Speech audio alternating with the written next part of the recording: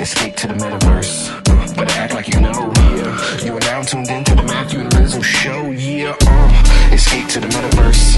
Better act like you know, yeah. You are now tuned into the Matthew Rizzle show, yeah. Escape to the metaverse.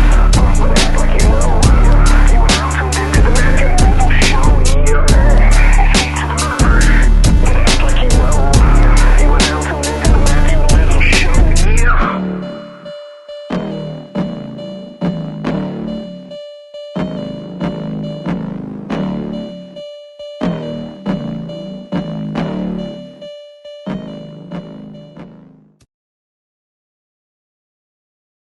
Okay, Josh and Joe, welcome to the Matthew and Rizzle show. Thanks, guys. Thanks, man. Thanks for having us. Cool. And before we start diving into Society of the Hourglass, I'm actually really excited to get to know you two a little bit better. So Josh, I'm not sure who wants to talk first, but it would be cool to give us a little bit of your background, what you've been doing professionally, and then how both of you kind of fell down the NFT rabbit hole to join both Rizzle and I doing what we're doing in the metaverse and all this crazy fun space. Yeah, man. Well, yeah, I'll intro myself. So this is Josh talking. My background's mostly in tech startups, I guess now. I spent the last 5+ years doing entrepreneurship in product agency world, like building tech products for the Fortune 500. And then before that, I was in product and project for a bunch of different companies like backcountry.com, Zappos, which is owned by Amazon, and others. So yeah, like 15 years in the enterprise, last 5 years in startup land, I guess. And then, we got exposed to this wild, wild west that we all operate in right now, of the NFT, Web3 kind of energy and world that we're playing in, and got hooked. And then, worked with Joe here, who's obviously we'll let Joe do his intro, but worked with him at an agency out of Northwest Arkansas. So we've stayed in touch since we both left that agency, and brought some other friends of ours, our other efforts in the past, other people that have also worked at that same agency. So yeah, a lot of tech background, product focus, entrepreneurship, which we believe is kind of critical to these collections. If you're actually trying to drive somewhere, if you're actually trying to turn a collection into a company and a brand, like kind of feel like you need to treat it like a business, like treat it like a startup, which we're doing. Yeah, thanks, guys. I'm excited to be here. Similar to Josh, background in tech and operations. My kind of the bulk of my career has been in design. So I've been leading design in the agency context, working with a lot of the same kind of companies Josh has been talking about. And yeah, I got sucked into the NFT rabbit hole this year, a few months ago, and kind of pulled Josh down with me. And as we started talking kind of in the context of being collectors and fans of the space, it didn't take too long for us to start transitioning those conversations into less about what are you watching and what are you buying, and more like, what would we do if we did this ourselves? And we've got, a few other friends. Our founding team mostly all knows each other and has worked together for many years in real life. And so we all have, strong opinions. To Josh's point, not thinking about this just as an NFT project, but a company that happens to be in the NFT space. I think we're really focused on, and we'll get into this more as we go here in the show, but we want to build a brand and a property that kind of extends beyond any one space. And so we're using this NFT project as kind of the launching point for that. We're really, really excited about it. But yeah, just beyond that, as much as we consider ourselves creators and entrepreneurs in the space, we're also just fans and having a blast kind of watching what the space and the market is doing as we all kind of learn together here out in the open.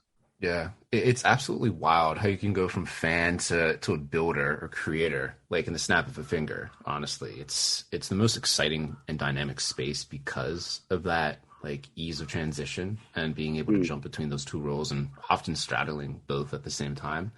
But Society of the Hourglass is at this like really, really important time, and like probably one of the most interesting and fun times of any project. Actually, it's like the pre-launch, things are like almost all set in place. But before this, I'm curious, like, how did you actually get together? What was the initial conception of Society of the Hourglass? Like, what was that moment where you two or whoever else was in the founding group decided to kind of settle on the idea for Society of the Hourglass, and then kind of unpack what Society of the Hourglass aims to be as you're explaining that genesis point? Yeah, man, that's a great question. Josh, jump in and fill in any gaps here. There's been a lot of sleepless nights since we started, and I may get my details a little fuzzy here, but I think it really started with a small group of Josh and I, and then a couple of our other friends as we were talking about this. We had ideas for projects that were maybe more focused on the collection itself, but as we really kind of started unpacking that, the conversation transitioned away from the collection for the sake of the collection and more about what we wanted to do through the collection, if that makes sense, and like what kind of impact do we want to have. One of our co-founders, Chris, who Josh has worked with for a really long time, I've worked with for several years alongside Josh as well, has an artist buddy he was roommates with in college, who has done some children's illustrations and books in the past, and sort of a phenomenally talented artist with a really cool kind of quirky, fun style.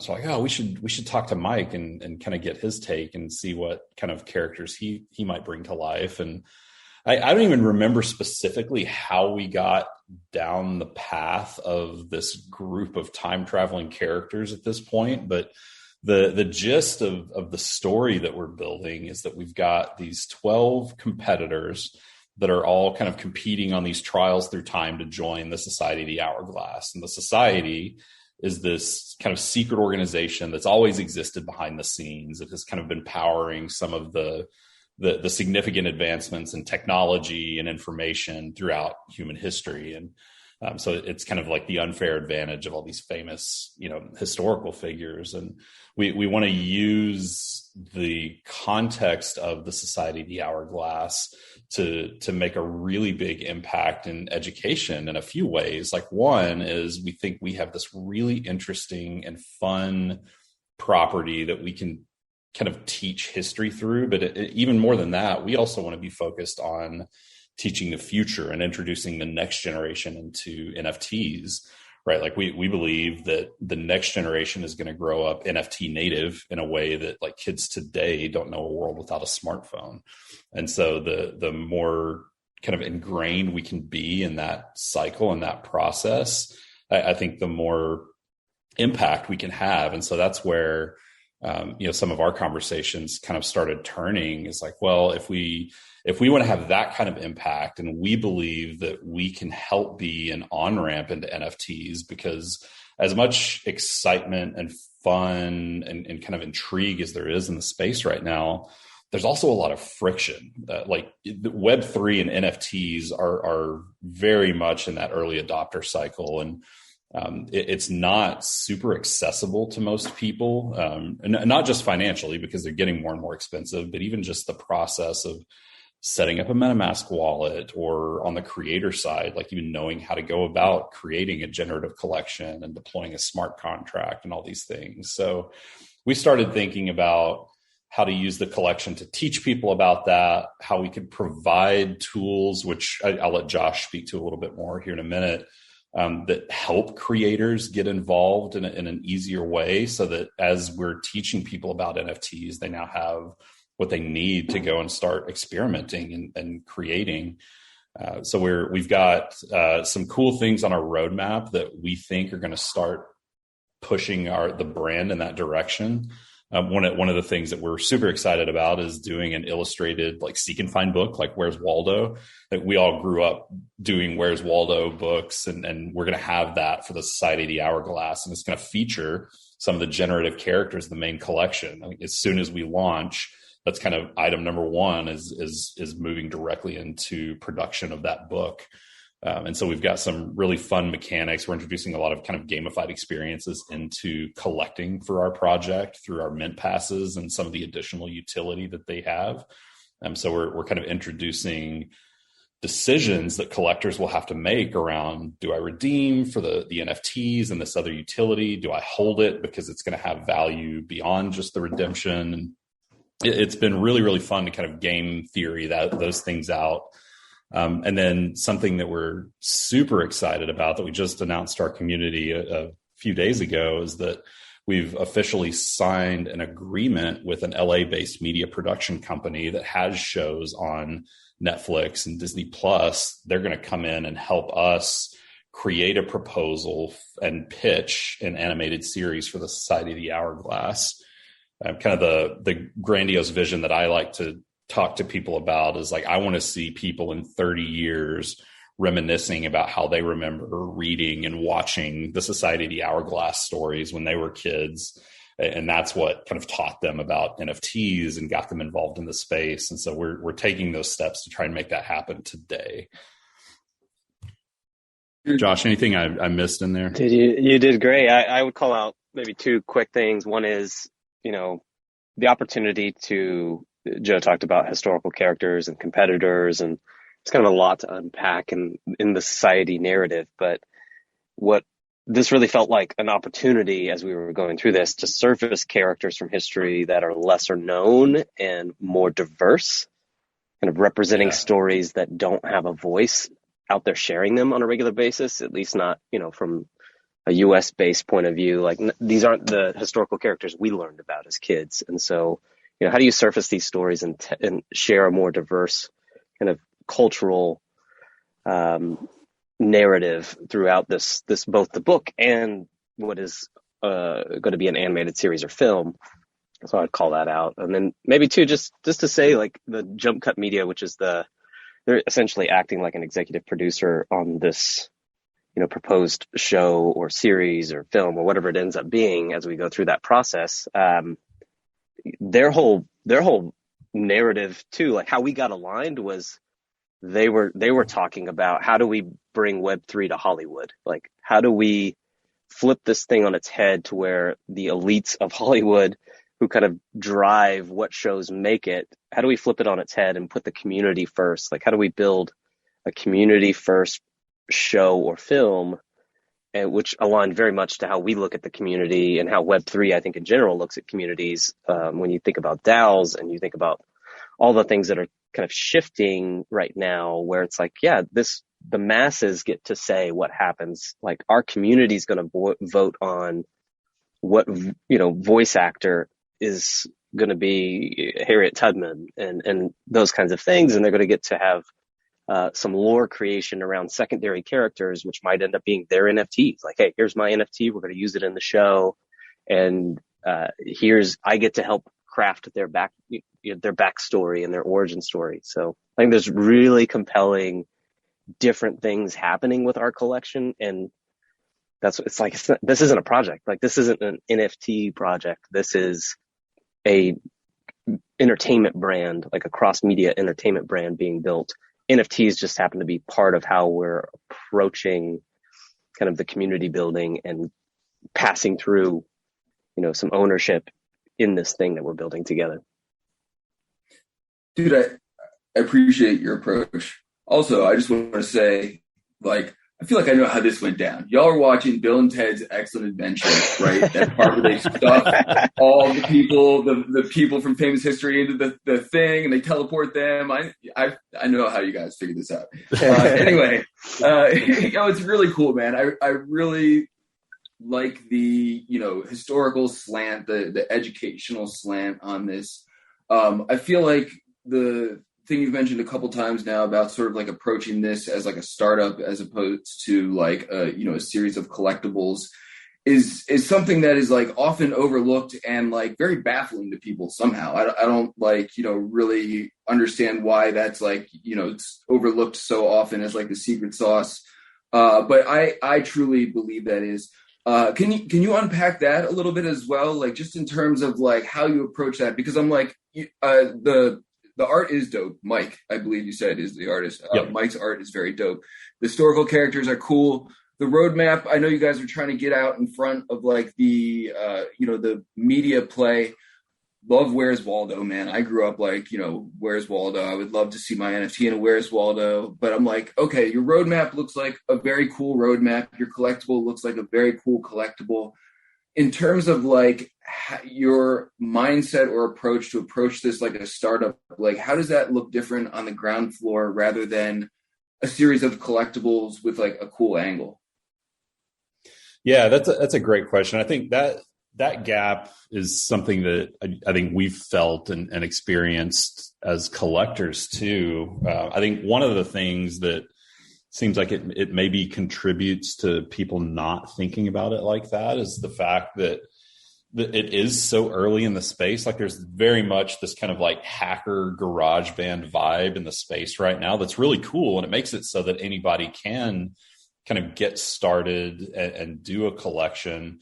I think a lot of the conversation has centered around collecting art, which is amazing. But it's only one aspect of NFTs, right? Just like collectibles are only an aspect of NFTs. And so as we think about how we want to approach this, like we've been through the process of having to think about how our decisions today affect what happens 6 months, a year from now. We're thinking about things like what our operating agreement is and how we manage the company's finances, and how do we make sure that we've got the resources and the financial means to accomplish the things that we want to go do, right? Like producing an illustrated book, getting that printed and distributed to all of our holders, like that's not free and it's not cheap. So we've got to make sure that we're being good stewards of what the community is trusting us with now so that we can deliver on those promises then. And those are things that it sounds obvious to say them out loud, but if you've never experienced those kinds of considerations and challenges in the context of building a company, it's hard to fully appreciate and kind of understand all the different places that surprises can pop up along the way. And I don't purport to be an expert. Like we're all doing a lot of things here that are new to us, and we're doing them for the first time. And so I think just as much as relying on our experience as entrepreneurs and founders, we're banking on that to kind of help us anticipate challenges. We're also recognizing that a big part of this is being willing to be wrong and to iterate. And I think one of the things that's really, really critical for us as a group of individuals is that we want the community that we're building and the people that we're asking to give us their time, their attention, their money. Like we have to earn that trust. And so that's why we decided to fully dox ourselves, right? Like Josh and Joe are not pseudonyms. These are our real names. You can go look us up online and see what we've done and who we are. We're putting ourselves out there as kind of a statement of like, this is who we are. We know that trust is critical in this space and we're asking for yours. And so we're trying to make it easier to do that. And I think that as people navigate this Web3 space and kind of decide what they want their place in it to be, there's just not as many people that have been through the startup kind of scene and process as there are people that just have interesting ideas. Like not everybody is made for entrepreneurship, and I don't mean that in a negative way. Like it's really freaking hard. And so I think we're betting on that being an advantage for our team, because I think everyone on our founding team is a former entrepreneur. We've been through the building, the scaling, and the operating process. We have exits behind us, so we know what that looks like. And I just think we're kind of relying on all of these historical inputs from our individual experiences to help shape our opinions and guide our decision making as we go and build this media brand together. Yeah, it can't be overstated enough how hard it is to build a successful company, and the sometimes years of just slogging through the trenches and just trying to get these incremental wins. I think it's definitely really smart to have this roadmap to kind of place stakes in the ground to orient the team behind the project. But at the same time, reality tends to eat roadmaps for breakfast. Yep. And totally. once you actually start executing and launch, like shit gets so real so quick. So I'm really curious to hear, like, when you all do decide to launch, which again is still TBD, like what will happen? What can people expect? And then the people, like, just to clarify too, like, this is a project aimed at kids or kids and their parents, or I'm curious about the intended target, because it feels like it's for kids, which is awesome, because this may be the first project explicitly aimed at kids, if that's the case. Yeah, it's interesting. I'd be curious to hear some of Josh's take on this as well. But we've talked about that a lot internally. Like, is this for kids? Certainly there's an element of the brand and the property that we're building that is very much in that space, right? I've already talked about education and onboarding, but I think it's important too to acknowledge that we have to start with the collectors that are here today, and so it's not just for kids, right? Like there is an angle here that is, hey, I'm going to buy into this collection, and I as an individual get to help shape the story that gets told, and I get to contribute ideas and content that then potentially shows up in the books, the series. Like, that's not necessarily kids that are going to be doing that. And so we're really mindful of the fact that while we are kind of maybe a more educationally centered or kid friendly brand, we know that we have to deliver real substantive value to holders and adults today. And so that's something that we're constantly thinking through. And that's maybe where some of the creator tools that we're building in tandem with the project come into play, and that Josh could share about, because we want this to be a brand for everybody.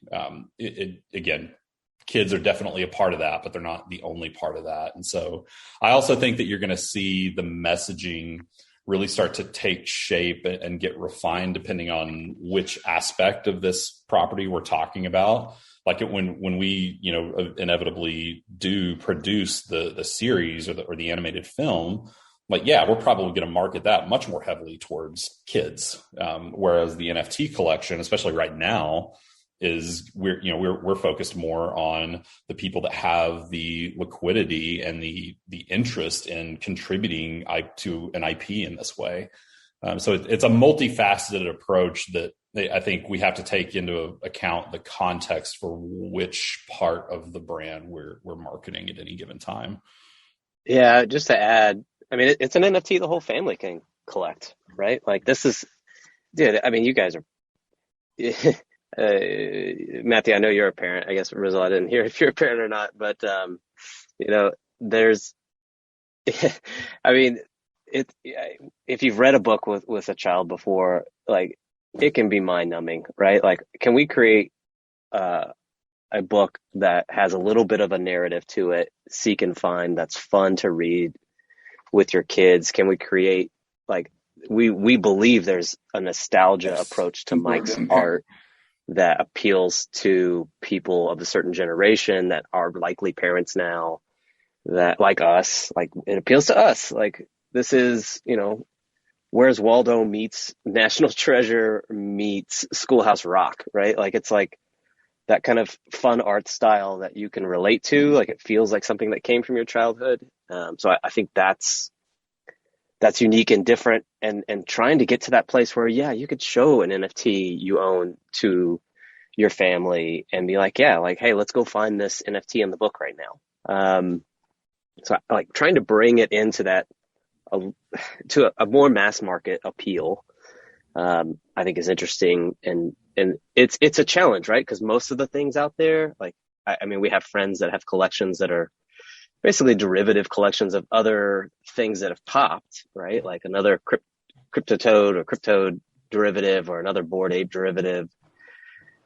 And, those things those things get a lot of attention right now because they look like something that I know that this thing's worth something, and this new thing looks just, has some similarities to it. It might also be worth something. There's a lot of that out there that's happening. Mm-hmm. And when you do something completely different, but is driving the space forward, I think it just takes a lot more time for people to kind of wrap their heads around that. And so this is different in that way. It's like, hey, yeah, start looking at NFTs as the thing that is going to be in every part of our lives, and start seeing, like, let's go fulfill the dream that you hear Gary Vee talk about when he says this is going to change the way media is created. Like, all right, well, let's go make that happen. Like, let's show that you can take NFTs and reform the way Hollywood approaches an animated series, or let's look at how you can blend digital and physical assets, like have a book and I can find my digital asset in the book.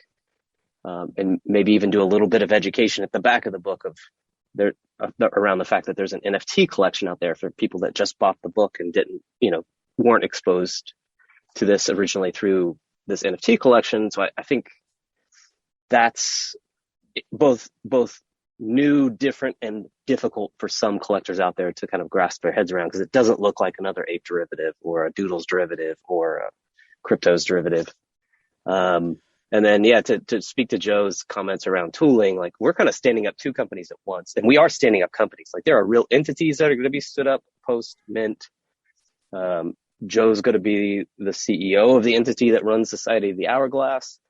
And there's a team around him that drives that mission forward. Like, it's a company, like, we're standing up companies. And with that comes accounting and P&L and having audit ready financials and HR consideration and legal counsel and general administration. Like, these are all things we know how to do, that we know how to set up. We have the means beyond the NFT sources to make all that come to life. And then at the same time, we're standing up a technology company alongside, like a sister company to Society of the Hourglass, which is HashCoo. And that's this digital platform we're using to launch the collection. We've already sold some mint passes through this tool. We just onboarded a new collection to this tool. So it essentially is an end-to-end. Like, if you're a creator and need a way to launch a collection, like, we can do end-to-end inside of HashCoo, which means the generative art tooling's all there. Click a button to create a smart contract is there. Registration, pre-sale. Like, we can handle everything you need inside of Ethereum or Polygon, or, like, depending on which direction or which chain you're choosing. Like, we have a toolkit that can help you launch a generative collection without any technology support needed. Doesn't mean if you have technology experience or have some support, great, you can pick and choose what you want.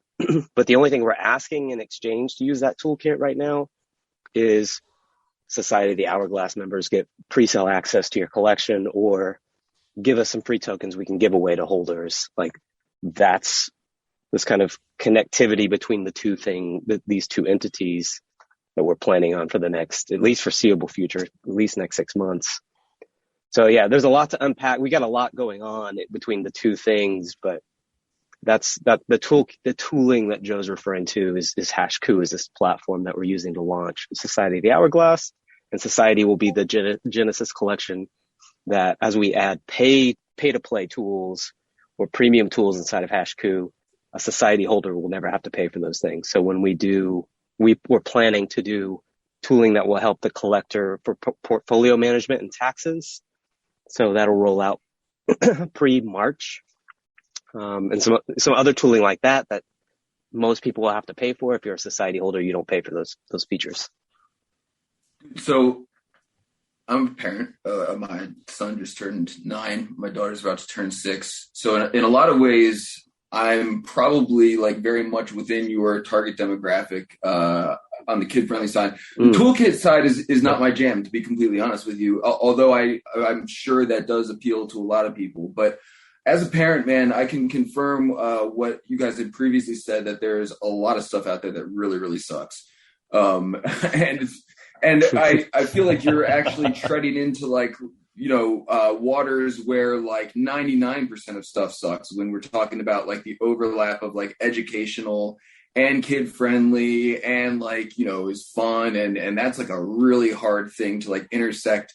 But I dig it, man. I'm also, like, a history nerd as well. So, like, talk to me like, as like a history nerd parent, like give me some FOMO on like, why I would want to like bring this product into my family or whatever. And I, in my head, I do want to, man. I'm like, if we can do something fun that is also educational that, I can get down with it. Also, like, obviously I'm like so deep into NFTs, so might as well roll that into the equation too. It checks a lot of boxes. So pitch to that side of the coin here that's not necessarily interested in the toolkit, but like is familiar with NFTs, has a family. Like, how does this help me help my kid type of thing?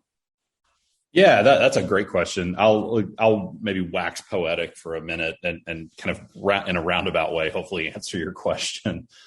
So for me, I was actually having this conversation with someone else last night in a way.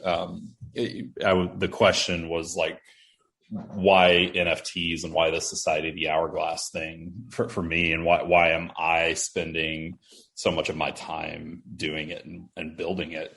And the response that I gave was like, for me, I've always tried to use entrepreneurship as a parent to show and model for my kids that like growing up and getting a job is just a path. Like there's nothing wrong with that. And that's the right path for a lot of people, but it's not the only path. And I want to show them that like, if you have ideas and grit and a willingness to kind of roll your sleeves up and figure things out, like you can kind of chart your own course. And so for me, this is kind of the first opportunity that in my experience, I've ever had to do that with something that they can actually be interested in and relate to. Trying to talk to a kid about design in the context of a tech agency is not going to be a super compelling conversation for them. But if you start talking about cartoons and books and all these characters that are really fun, it's like now suddenly I'm paying attention. So getting to your question of like, why would someone else want to do that? Like, I think there are a few reasons. One is that we fundamentally believe that NFTs are actively changing the world right now. And that's a grandiose statement, but I think it's true. Like, I think lots of people have kind of described it as like NFTs are having their early internet moment right now, right? Like most of what gets created probably won't be around in 5 to 10 years, but that doesn't mean that there's not value to be created and captured right now. And the ones that are going to persist and be around are the ones thinking about this in a really like foundational and systemic way. And that's part of why we're approaching the creation of this property in the way that we are, is because we want to be one of those that are around for that long. So if I think about that in the context of being a collector, there are a few things that I think incentivize me to want to buy into this collection. One, even on the tooling side, maybe I don't have any plans to go and create a collection, or maybe the tools just aren't that interesting to me. I'm still going to benefit from them because, like Josh is saying, that as other creators do use them, they are feeding value directly into the holder pool in the context of more NFTs and other kinds of exclusive access. So I'm going to start kind of reaping that value just by holding. The other thing is that I can kind of actively contribute to the story that's being written. So, this is kind of the loose connection to my earlier point about entrepreneurship and like showing my kids how they can contribute to something bigger than themselves. Like imagine being able to get involved early on and with your kids, like create a backstory for some of these characters that you minted. And then they find their way into one of the books that we're creating or the series. And now you get credited with that. Like one of the things we haven't really talked about it a ton, but it's super important, is like Jump Cut, our media partner, is already talking to IP lawyers. Like we're thinking about rights and how that kind of breaks down in different ways, and how we give as many commercial rights to holders as possible while still keeping this appealing to studios and things like that to pick up. So our goal is to have kind of a best of both worlds scenario where the efforts of the holders and the people that are minting this collection, if they want to get involved in that way, they can do that and realize the benefits from it. Outside of just the cool factor of being able to say like, hey, I wrote that thing that just got said, or, my name is in the credits or at the back of a book as a contributor. I think there's so many really cool and interesting ways that for me as a parent, I get excited about. Like one of the things I plan on doing is minting some of these for my kids. Like I've already set up their MetaMask wallet. Like Society of the Hourglass is going to be their first NFT. And so my hope is that they are going to want to kind of take what they see me doing in the context of the collection and participate themselves. And, they maybe benefit from having inside access to the team through me, but I want everybody to be thinking about it like that with their kids. So I guess there's a lot of ways to participate in what it means to build the Society of the Hourglass that I think we're just starting to scratch the surface of. And in fact, as soon as we jump off here, I'm rolling straight into some planning sessions to start getting Jump Cut involved in our Discord and get them ramped up so that we can really kick off in a meaningful way this story building process. Cool. And then in terms of the actual launch, it sounded like you're coming in with a two-pronged approach with the toolkit on the one hand and then the actual collectibles on the other. With the collectible side, like what will people be collecting? Is it the 12 characters and like variants of them? Are there like any numbers in that initial launch? I'm curious about as much clarity as you can give us there. Yeah, that's a good question. Yeah. So the total collection is going to be 8,888 characters. Most of those will be generative.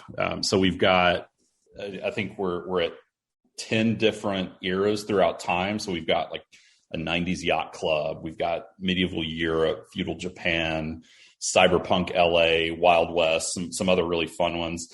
So all of the characters will have traits from those different eras, and you'll have period appropriate characters. You'll have kind of time cross characters. So maybe you get, a character that is in the Wild West, but has cyberpunk LA and feudal Japan traits. Like there's going to be all sorts of really fun outputs here. And that's the process that the art team is in right now, is kind of really going through and doing QA on how all of our traits line up and making sure that everything works together really well.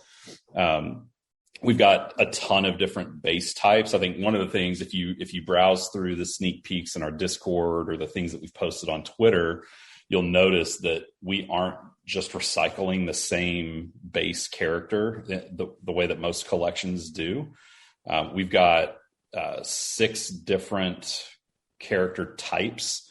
And so we're, drawing a single trait isn't just drawing it once, like we're having to draw it for each body type.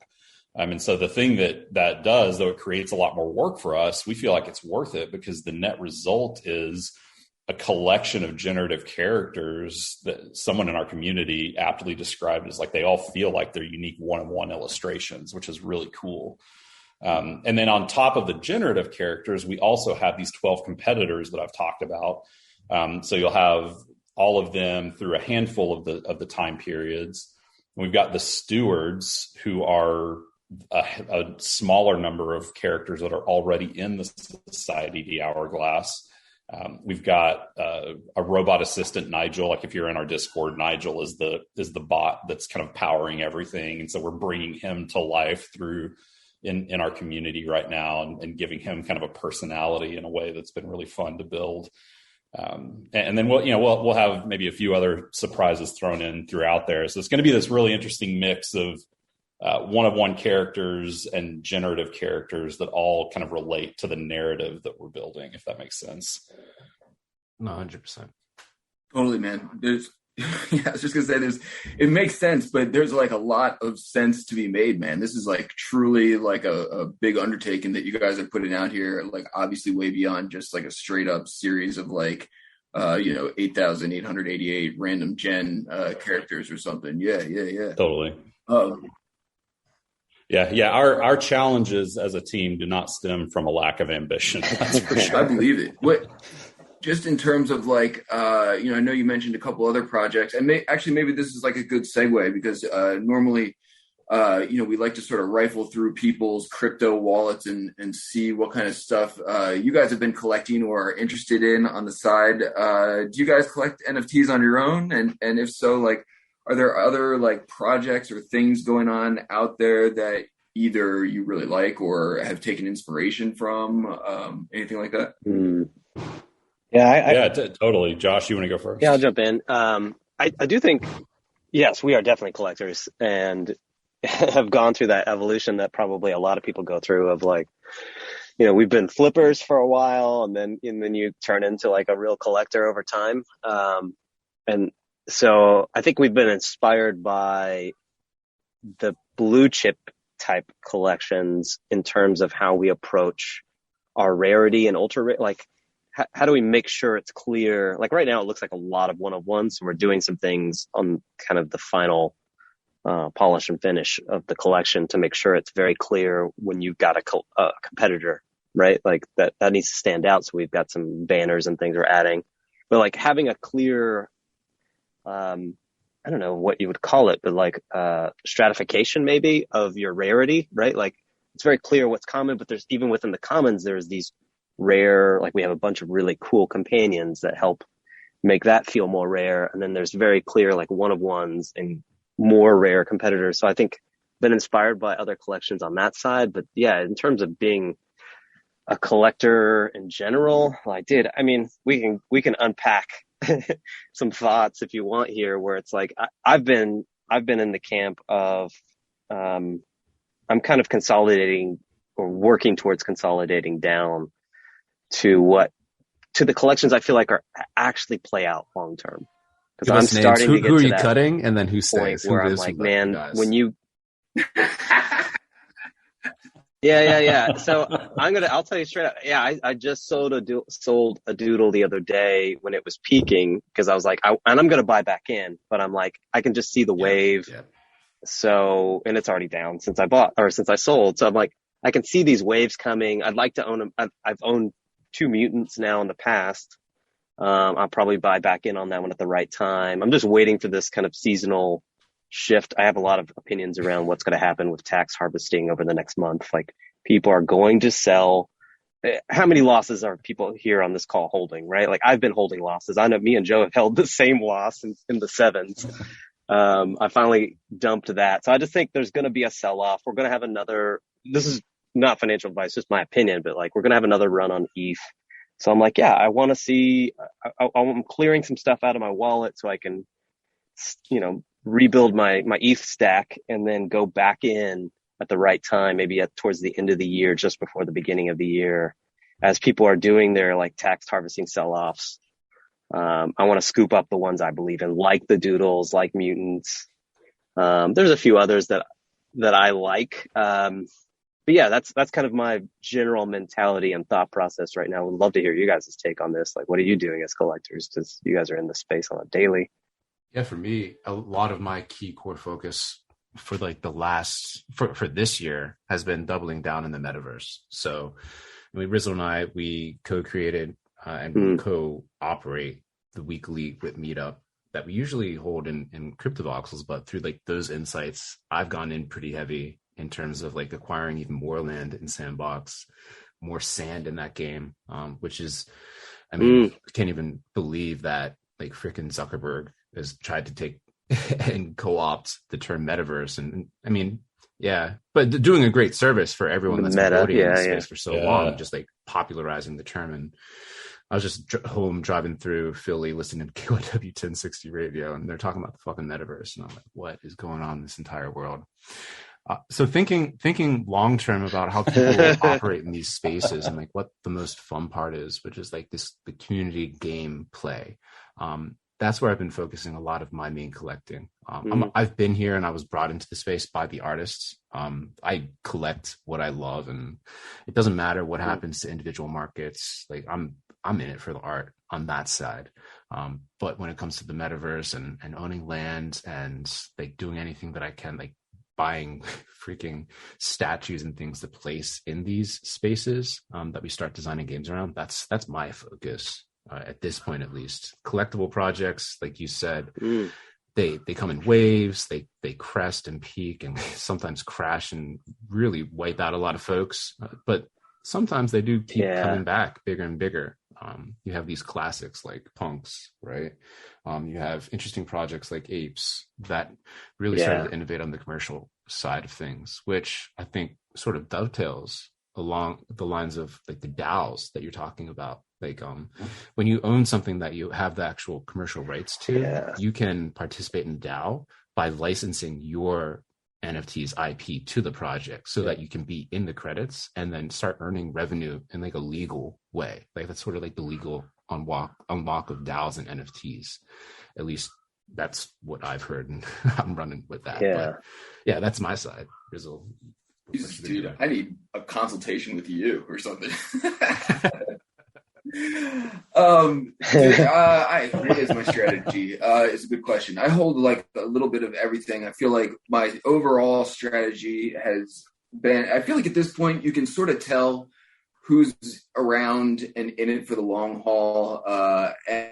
And so I've tried to, especially within the past like year or so, like really double down on the builders and creators and projects that were here, you know, building and creating during the last like real big downswing, because I feel like there's no way this hype cycle can just, or maybe it can, man. Sometimes I always like double back, but you know, in my logical crypto head, I've been in crypto, you know, for a very long time now, and feel like, you know, inevitably there's going to be some huge pullback, or historically there has been. So I want to make sure the stuff I have is locked up in the people that I know who aren't going to freak out and, you know, run the other direction if we hit some big downswing.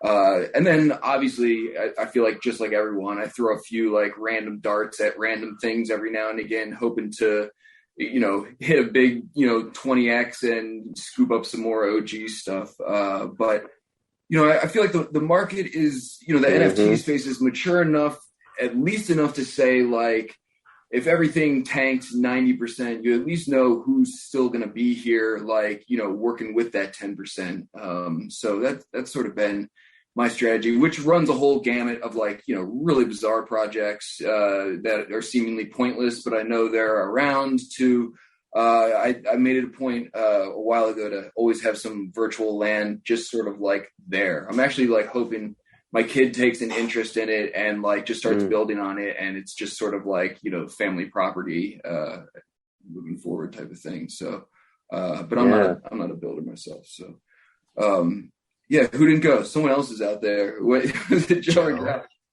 Yeah, that's me. Do it, Joe. Yeah, I don't know. I'm kind of in this space where. So we have this weekly call in our Discord called Alpha Fridays, where we just kind of talk about all things NFTs. And I feel like I say the same thing on that call every week. But like my mental bandwidth has gotten a lot smaller since we've started working on this project. So I'm not as active in the trading scene as I had been before, which is where I got started. And so, because I think in order to do that right, and in order to do the level of research it takes to make good calls, like you've got to spend time.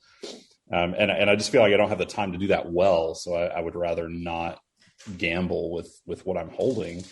A couple of projects that I am holding quite a bit of, Animetas is one that was kind of the first one that I really went deep into as a mod. The art is great. The team over there is phenomenal. And they're building a whole bunch of stuff.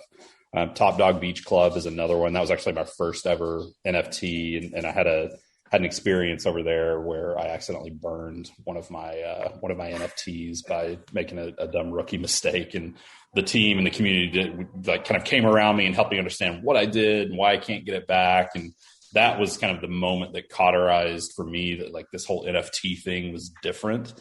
Beyond that, it's a lot of kind of speculative buys, either because I like the team behind it or the art. I get a lot less worked up about the floor of projects right now, which has been good for my mental health. I think that we've all probably been there. It's really easy to get kind of obsessed and hung up on the value of what you're holding, which if you're trying to day trade and flip, like, still matters. But given that I'm not doing that as much right now, it helps me to not be as focused on those things. So I don't know, I missed out on Doodles. I would still like to buy one at some point. Deadfellas is a project that I really, really like. I think Betty and Syke, the team behind that, are phenomenal. And I actually recently just sold the one Deadfell I had when they were making another run, because I wanted to pull some profit, but I fully plan on buying back into that one. And other than that, I'm just kind of playing it by ear and seeing what pops up, and maybe collecting some individual artists as I go. But it's much less about making assumptions of future return, and like you guys said, I'm buying that because I like it and I want to hold it. Like, I would put this on my wall. So I don't know. I feel like my collection strategy is kind of all over the place right now. No, I feel that a lot too.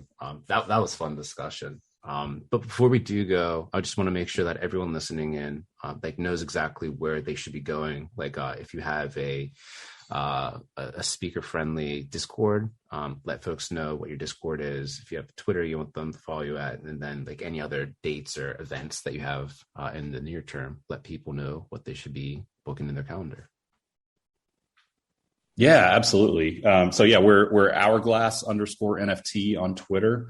If you go to societyofthehourglass.com, you can find higher level info on the collection itself and what we're doing. We'll have links to our Twitter and Discord, as well as the OpenSea link for our Mint Pass collection, the Cabinet of Curiosities, which is out there right now.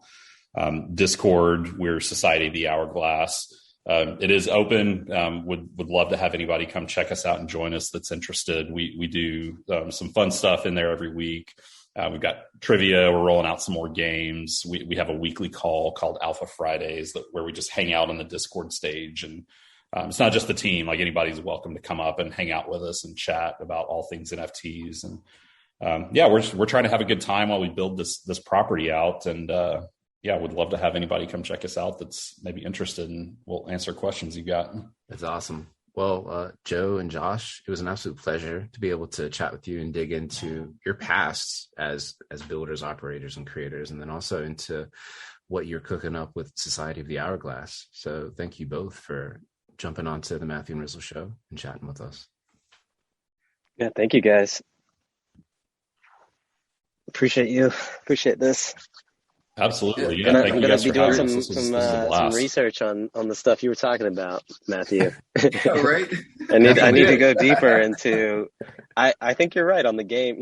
Gaming in the next year is going to be bigger and bigger. So I think some of the moves you're talking about make a lot of sense. Hell yeah, let's do it.